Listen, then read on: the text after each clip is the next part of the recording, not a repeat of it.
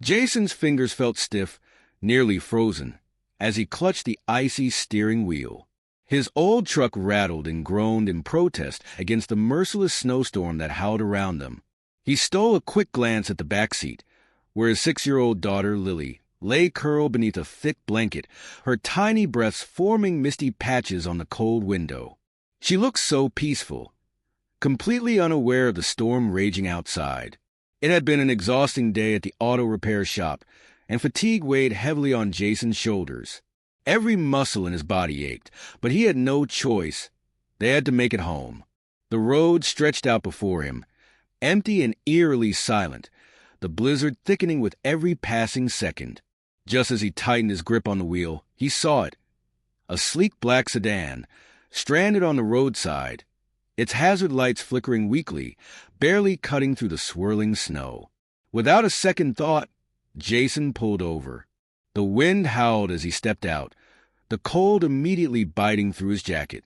Through the frost-covered window of the stranded car, he could make out a figure slumped over the steering wheel. He knocked gently, and after a moment of hesitation, the window rolled down just an inch. That's when he saw them. Striking blue eyes filled with fear and desperation.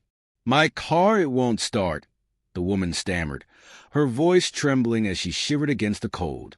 Jason exhaled, nodding knowingly. "Battery's probably dead in this weather," he said. "Do you have anyone you can call?" The woman shook her head, biting her lip. "No one nearby, and my phone's out of service." Jason turned his gaze toward his truck, where Lily slept soundly. He couldn't just leave this woman here, stranded in the freezing night.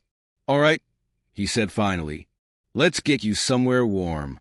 The woman hesitated, her arms wrapped tightly around herself, but seeing no other option, she nodded and stepped out, pulling her coat close.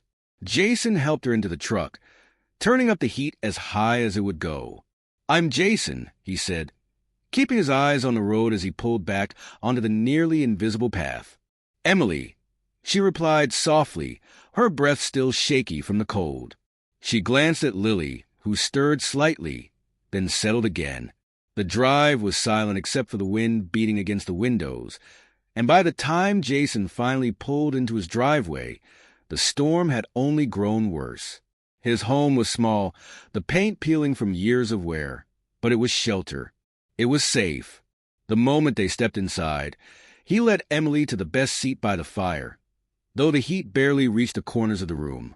Lily, now fully awake and as curious as ever, plopped down beside Emily, staring wide-eyed at her elegant coat. "Are you a princess?" Lily asked, her voice filled with innocent wonder. Emily let out a small, tired chuckle. "Not exactly," she said, shaking her head. Jason busied himself in the kitchen, heating up a pot of soup. A few minutes later, he placed a steaming bowl in front of Emily. "It's not much," he admitted, rubbing the back of his neck, "but it'll warm you up." Emily looked at him, then really looked at him. She took in the exhaustion in his posture, the quiet determination in his expression, the way he so carefully tended to his daughter. There was something about him, something steady, something kind. "You didn't even ask who I was," she murmured, almost to herself. Jason shrugged. "Didn't seem important," he said simply. "You needed help. That's all that mattered." A flicker of something unreadable passed through Emily's expression. She lowered her gaze, lost in thought. By morning, the storm had finally passed, leaving the world blanketed in fresh snow. Jason was up early, bundled in his work jacket, working on Emily's car. Inside, Emily sat with Lily, laughing softly as they watched cartoons together. By the time Jason finished, his hands were numb from the cold, but the car was good as new. He dusted the snow from his gloves and handed Emily the keys. "Should be all set now," he told her. She stood at the door, hesitating. "I don't even know how to thank you." Jason offered a tired but genuine smile. "Just drive safe," he said. Emily lingered for a moment, as if there was something she wanted to say but couldn't quite put into words. Then, with one last look, she got into her car and drove away. Jason didn't expect to see her again, but 2 weeks later, he came home to find something unusual in his mailbox, an expensive-looking envelope, crisp and heavy. Frowning, he tore it open. Inside was a letter. "Dear Jason, you helped me without expecting anything in return. What you didn't know is that I'm Emily Carter, the CEO of Carter Enterprises. Your kindness reminded me that the world still has good people, and I want to return the favor." Jason's heart pounded. He flipped to the second page and nearly dropped the letter. A job offer, a high-paying position at one of her company's auto repair facilities with full benefits. And beneath that, another document, a paid-off mortgage for his home. His knees nearly buckled. His hands trembled. A small tug on his sleeve made him look down. Lily was peering up at him, her little face full of concern.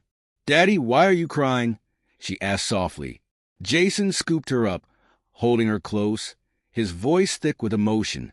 "Because, sweetheart," he whispered, "sometimes kindness comes back to you in ways you never expect."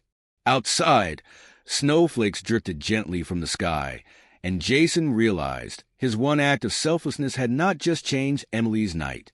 It had changed his and Lily's future forever.